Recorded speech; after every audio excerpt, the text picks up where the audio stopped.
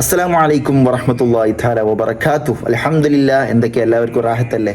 ഞാൻ ഹാപ്പിയാണ്, നിങ്ങളും ഹാപ്പിയാണെന്ന ശുഭപ്രതീക്ഷയോടെ എനിക്ക് എന്നെ തന്നെ ചിന്തിപ്പിച്ച ഒരു 1.5-2 മണിക്കൂറെങ്കിലും ഇതിനെക്കുറിച്ച് ഇങ്ങനെ തലപുകഞ്ഞ് ചിന്തിപ്പിച്ച ഒരു ബ്യൂട്ടിഫുൾ സ്റ്റോറിയിലൂടെ പ്രവാചകൻ സല്ലല്ലാഹു അലൈഹി വസല്ലം തങ്ങളുടെ ഒരു സുന്ദരമായ അധ്യാപനം കൂടി കൂട്ടി വായിക്കുമ്പോൾ മാഷാ അല്ലാഹ്, എന്തൊരു അധ്യാപനം! പ്രവാചകൻ സല്ലല്ലാഹു അലൈഹി വസല്ലം തങ്ങളുടെ ഒരു അധ്യാപനമുണ്ട്, അദ്ദുആഉ സിലാഹുൽ മുഅ്മിൻ. ഒരു വിശ്വാസപൂർണനായ ഒരു വിശ്വാസിയുടെ ആയുധമാണ് പ്രാർത്ഥന എന്നുള്ളത്. പ്രാർത്ഥനയിലൂടെ അവൻ്റെ എല്ലാ വിഷമങ്ങളും കരകയറ്റാൻ കഴിയുമെന്ന് പ്രവാചകൻ പഠിപ്പിച്ച ഈ അധ്യാപനം അവിടെ ഇരിക്കട്ടെ. ഇനി ഞാനൊരു ചെറിയ കഥ പറഞ്ഞു തരാം. പാകിസ്ഥാനിലെ പ്രശസ്തനായ ഡോക്ടറായ ഡോക്ടർ ഇഷാൻ അഹമ്മദ്, നിങ്ങൾ കേട്ടിട്ടുണ്ടാകും, സുപരിചിതനാണ്. ഈ പ്രശസ്തനായ ഡോക്ടർമാരുടെ ഒരു സമ്മിറ്റിലേക്ക്, ഒരു കോൺഫറൻസിലേക്ക് പങ്കെടുക്കാൻ വേണ്ടിയിട്ട് പാകിസ്ഥാനിൽ നിന്നും ഫ്ലൈറ്റ് കയറുകയുണ്ടായി. അങ്ങനെ സാങ്കേതിക തടസ്സങ്ങൾ കാരണം ഫ്ലൈറ്റിൻ്റെ സാങ്കേതിക തടസ്സമല്ല, അന്തരീക്ഷത്തിലെ കോടമഞ്ഞ് മൂടിയത് കാരണം അദ്ദേഹത്തിൻ്റെ ലക്ഷ്യസ്ഥാനത്തല്ലാത്ത മറ്റൊരു എയർപോർട്ടിൽ അദ്ദേഹം സഞ്ചരിച്ച ഫ്ലൈറ്റ് ലാൻഡ് ചെയ്യേണ്ടി വന്നു. അവിടുത്തെ അധികൃതരുമായിട്ട് അദ്ദേഹത്തിൻ്റെ ആവശ്യം ഉന്നയിച്ചെങ്കിലും ഞാൻ ഇന്നാലിന്നൊരു പരിപാടിയിലേക്ക് പോവുകയാണ്, എനിക്ക് എത്രയും പെട്ടെന്ന് അവിടെ എത്തണം, അതിനുള്ള വഴികൾ എന്തെങ്കിലും തുറന്നു തരണമെന്ന് സംസാരിച്ചെങ്കിലും അവർക്ക് ഒന്നും ചെയ്തു കൊടുക്കാനായില്ല. വളരെ ദാഹിച്ച് വലഞ്ഞ ഇയാൾ തൊട്ടടുത്തുള്ള ഒരു ചെറ്റക്കുടിലേക്ക് നടന്നു നീങ്ങുകയാണ്. ചെറ്റക്കുടിയിൽ പോയപ്പോൾ ആ വീട്ടിനുള്ളിൽ ഒരു ചെറിയ പിഞ്ചു ബാലന് അദ്ദേഹത്തിൻ്റെ ആ കുട്ടിയുടെ ഗ്രാൻഡ് മദർ വല്ലുമ്മ വെള്ളം കൊടുക്കുന്നുണ്ട്. അദ്ദേഹം ആ വീട്ടിൽ കയറി ചോദിച്ചു, അല്പം വെള്ളം തരുമോ? ഞാൻ ഇന്നൊരു സ്ഥലത്തിലേക്ക് പോവുകയാണ്, അതുകൊണ്ട് ഞാനിന്നൊരു പ്രയാസത്തിനാൽ, കോടമഞ്ഞ് മൂടിയത് കാരണത്താൽ ഫ്ലൈറ്റ് നിങ്ങളുടെ നാട്ടിൽ ലാൻഡ് ചെയ്യേണ്ടി വന്നു, എനിക്കല്പം വെള്ളം തരുമോ? അങ്ങനെ വെള്ളം കൊടുത്തു. ആ വല്ലുമ്മ വെള്ളം കൊടുത്ത് കുടിച്ചതിന് ശേഷം പോകാൻ നിൽക്കുന്ന നേരത്ത് ഈ വീടിൻ്റെ സറൗണ്ടിങ്ങും വീടിൻ്റെ ഉള്ളും പരിസരവുമെല്ലാം കണ്ടപ്പോൾ ഈ കുട്ടിയെക്കുറിച്ച് ഡോക്ടർ ഇഷാൻ അഹമ്മദ് ആ വല്ലുമ്മയോട് ചോദിക്കുകയാണ്. വല്ലുമ്മ പറയുകയാണ്, വളരെ സങ്കടകരം, ഈ കുട്ടിയുടെ ചെറിയ പ്രായത്തിൽ തന്നെ ഇദ്ദേഹത്തിൻ്റെ ഈ കുട്ടിയുടെ ഉമ്മയെയും ഉപ്പയെയും ആ കുട്ടിക്ക് നഷ്ടപ്പെട്ടു.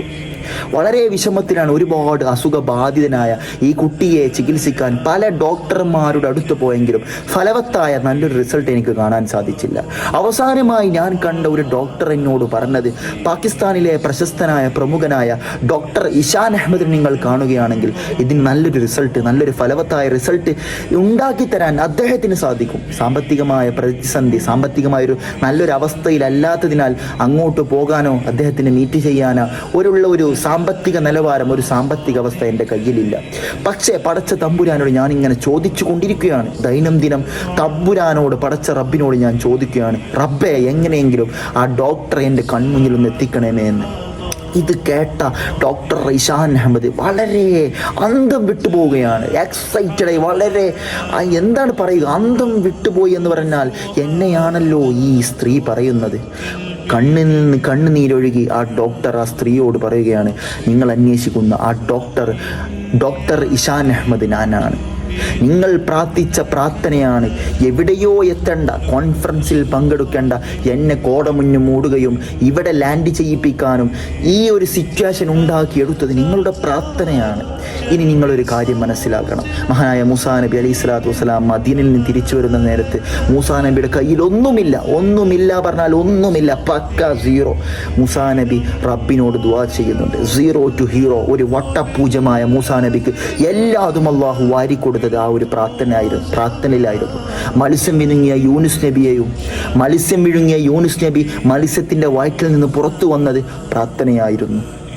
പ്രവാചകൻ സല്ലല്ലാഹു അലൈഹി വസല്ലം തങ്ങൾ ത്വായിഫിൽ പോയിട്ട് പ്രവാചകൻ പ്രബോധനം ചെയ്യുമ്പോൾ അട്ടിയെറിഞ്ഞ കുട്ടികളെ കൊണ്ടും സ്ത്രീകളെ കൊണ്ടും പരിഹസിച്ച പ്രാന്തന്മാരെ കൊണ്ട് കല്ലെടുത്തെറിയിപ്പിച്ച അതേ ത്വായിഫിൻ്റെ മണ്ണിൽ ജിബ്രീൽ വന്നിട്ട് 2 മലകൾക്കിടയിലിട്ടിട്ട് ഇവരെ നശിപ്പിക്കട്ടെ എന്ന് പ്രവാചകനോട് അനുമതി ചോദിച്ചപ്പോഴും ഇവരുടെ തലമുറയെങ്കിലും മക്കളെങ്കിലും ഇസ്ലാം സ്വീകരിച്ചാലോ ജിബ്രീലെ നശിപ്പിക്കരുതെന്ന് പറഞ്ഞ് തിരിച്ചു പോകുന്ന അതേ പോക്കിൽ അദ്ദാസ് എന്ന നൈനോ വംശജൻ ഇസ്ലാം സ്വീകരിച്ചതും പ്രവാചകൻ സല്ലല്ലാഹു അലൈഹി വസല്ലം തങ്ങളുടെ പ്രാർത്ഥനയായിരുന്നു.